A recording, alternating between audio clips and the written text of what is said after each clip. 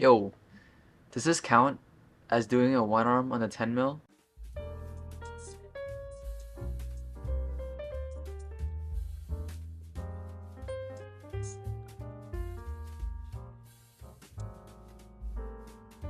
A couple days ago, I had a really productive session where at the end of the session, I wanted to see if I was able to still hang on a 10 mil.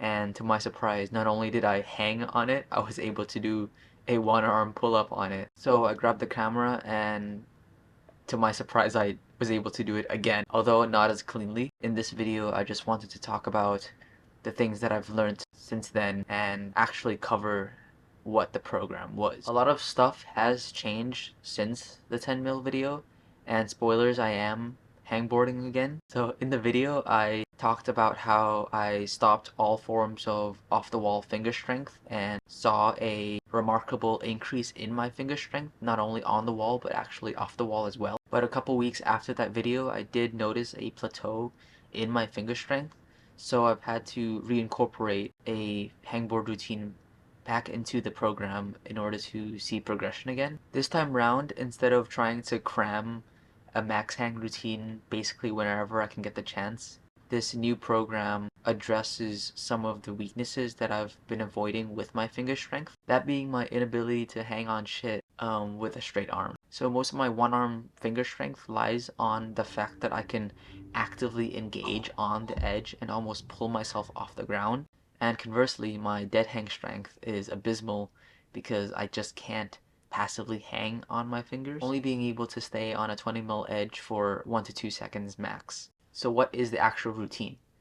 It's a 7-second hang on each side, which constitutes as one set, and then a 3-minute rest for 3 to 4 sets, with progressive overload session per session. I would do this after a rest day, before a climbing session, twice a week. I also haven't done a weighted pull-up session since the max lattice test, and because I think my pull strength is so far from being the bottleneck in my climbing, I haven't seen any detriments of doing so. But it's also felt like I could basically crank a one arm no matter how fatigued I am whenever I want to, since forever. So if you want to level up your weighted pull-ups, then you can watch the weighted pull-ups video that I also made and follow the percentages and routines that I also listed in the video. Throughout my time climbing, there's only been a few indicators which have reliably predicted my finger strength in climbing, one of which is hanging 2 arms on the 10 mil and the 8 mil while warming up, and if my skin doesn't hurt, then I know I'm in for a good session. Which the last session was, I was able to quickly send the boulder that I was working on and got curious on if I was still able to hang on the 10 mil edge, and yeah.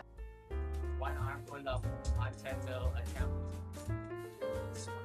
What the fan made of, not the top made of.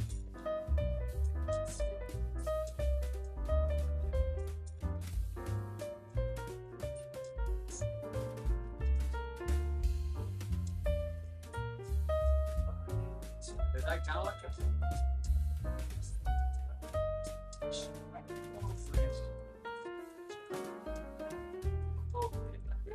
I do want to say, being able to do a one arm on a 10 mil does not make you better at climbing. If anything, being better at climbing probably helps you be able to do a one arm on the 10 mil edge, unless the crux of a boulder is doing a one arm on a very thin edge at the start of the boulder. It's very unlikely that this strength will ever come in useful in climbing. However, the things which have enabled me to do that has helped my climbing progress. At the end of the day, it's a party trick and a great YouTube title.